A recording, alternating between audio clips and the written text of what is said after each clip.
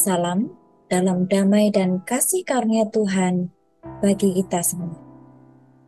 Marilah sebelum kita melaksanakan perjamuan kudus pada hari Minggu 8 Januari 2023, kita akan melakukan Sensura Morum. Pelaksanaan Sensura Morum dalam kehidupan berjemaat adalah pengujian yang dilakukan oleh seorang saudara yang mengasihi dengan tulus dan memiliki kehendak baik sehingga ia bertobat. Karena itulah Sensura Morum harus menjadi sensura fraternal.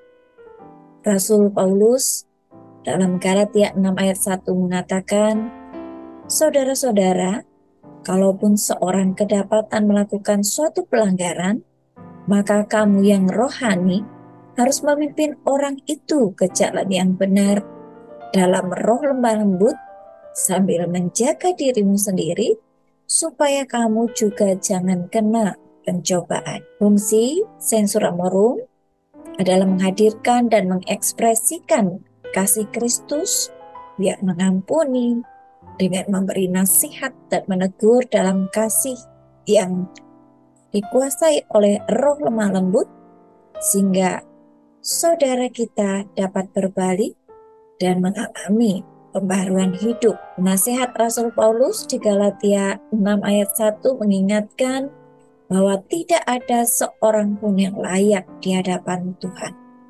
Karena itu, setiap umat dan pejabat gerejawi dipanggil untuk menjaga dirinya masing-masing supaya mereka tidak kena pencobaan. Kata Sensura Morum dipergunakan dalam tata gereja GKI, yaitu di tata laksana pasal 23 ayat 3 pada perjamuan kudus, yaitu majelis jemaat mempersiapkan perayaan perjamuan kudus agar anggota memahami dan menghayati arti perjamuan kudus serta melakukan pemeriksaan diri atau sensura morum. Esensi dari tata laksana pasal 25 ayat 3 adalah selaku majelis jemaat, yaitu para baik pendeta dan penatua, bertanggung jawab mempersiapkan perayaan perjamuan kudus agar umat memahami dan menghayati makna perjamuan kudus. Persiapan sakramen perjamuan kudus tersebut dilakukan dengan cara pemeriksaan diri atau sensura morum. Dasar pelaksanaan pemeriksaan diri atau sensura morum adalah firman Tuhan yang dikemukakan oleh Rasul Paulus di surat 1 Korintus pasal 11 ayat 28 sampai 29, yaitu, "Karena itu hendaklah tiap-tiap orang menguji dirinya sendiri, dan baru sesudah itu ia makan roti dan minum dari cawan itu. Karena barang siapa makan dan minum tanpa mengakui tubuh Tuhan, ia mendatangkan hukuman atas dirinya." Kata menguji dirinya sendiri berasal dari kata dokimaso yang artinya menguji, memeriksa, membuktikan, meneliti, untuk melihat apakah hal itu asli atau tidak, seperti menguji logat. Kata dokimaso yang lain dapat dilihat di Roma 12 ayat 2, yaitu, "Janganlah kamu menjadi serupa dengan dunia ini, tetapi berubahlah oleh pembaharuan budimu, sehingga kamu dapat membedakan manakah kehendak Allah, apa yang baik, yang berkenan kepada Allah, dan yang sempurna." Dengan demikian, maksud Rasul Paulus di 1 Korintus 11 ayat 12 dengan kata menguji dirinya sendiri, dimaksudkan agar umat mengenali dan menyadari situasi keberadaannya di hadapan Allah. Apakah ia telah hidup sesuai dengan kehendak Allah dan setia melaksanakan panggilannya? Apabila umat bersedia menyadari dengan jujur di hadapan Allah, maka dengan kasih karunia Allah, ia dimampukan untuk mengakui roti sebagai tubuh Kristus dan air anggur sebagai darah Kristus, seperti yang tertulis di dalam 1 Korintus 11 ayat 29. Dengan demikian, dalam sensura morum atau pemeriksaan diri, umat diharapkan yang pertama, menguji dirinya sendiri di hadapan Allah. Yang kedua, mengakui dosa-dosa, kesalahan, ketidaklayakannya. Dan yang ketiga, mengimani bahwa melalui sakramen perjamuan kudus, Allah di dalam Kristus menghadirkan tubuh dan darah. Mari kita berdoa. Bapa yang Maha Kasih, di dalam setiap kesempatan hidup kami, Engkau hadir untuk menyediakan lembaran baru di dalam langkah-langkah kehidupan kami, di dalam kami berelasi dengan Engkau, di dalam kami berelasi dengan sesama kami. Oleh karena itu Tuhan, layakkan, sucikan dan kuduskan hati dan pikiran kami serta kehidupan kami, agar boleh layak di hadapan Tuhan untuk bersama-sama kami menyambut perjamuan kudus-Mu. Biarlah sensor hamorum yang kami lakukan hari ini boleh menjadi satu kesempatan untuk kami terus memeriksa dan melayakkan diri kami di hadapan Tuhan sebelum bersama-sama kami menerima perjamuan kudus. Ini di dalam nama Tuhan kami Yesus Kristus kami berdoa dan mengucap syukur. Amin. Bapak Ibu saudara, di dalam sensor hamorum pada kesempatan ini kita akan belajar tentang menyatakan hikmat dalam hidup bersama yang didasari dari firman Tuhan, yaitu Markus 9 ayat 31 dan 32.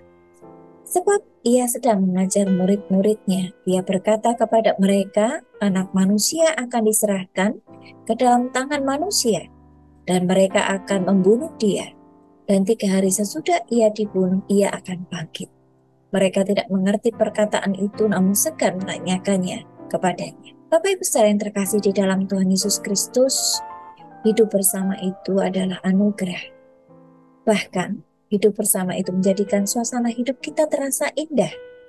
Karena itu kehidupan bersama perlu kita rawat, perlu kita jaga, dan perlu kita isi dengan karya bersama yang saling bertanggung jawab. Salah satunya yaitu menjalani hidup bersama dengan hikmat.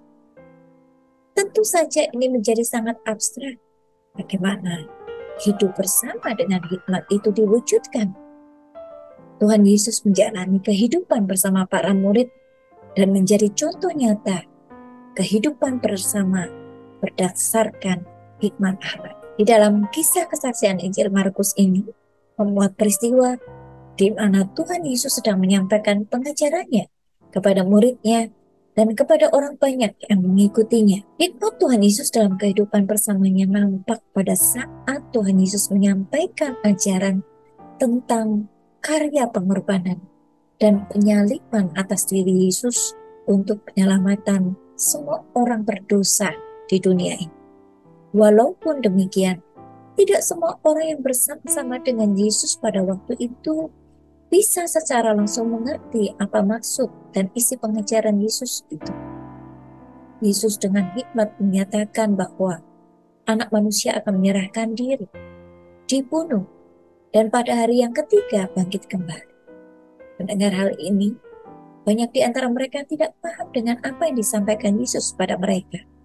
Namun mereka memilih diam dan segan untuk bertanya, segan untuk mencari tahu arti perkataan itu. Ternyata disinilah hikmat Allah bagi sebuah kehidupan bersama itu dinyatakan. Karena keselamatan bagi semua orang itu bekerja sesuai kasih karunia Allah Bapa kepada manusia, maka di dalam menyatakannya tidak serta-merta, namun perlu tuntunan dan bahkan perlu anugerah dari Tuhan sendiri untuk menyertai mereka yang menerima anugerah keselamatan itu untuk menjadi paham, untuk menjadi yakin akan apa yang diajarkan oleh Tuhan Yesus pada saat itu. Kepada mereka yang menerima anugerah keselamatan dari Tuhan, akan dibukakan seluruh isi dan makna ajaran Tuhan Yesus tersebut. Karena itu di dalam hidup bersekutu yang kita jalani di tengah jemaat sampai saat ini memerlukan sikap batin menjalin persekutuan dan menjalani sehari-hari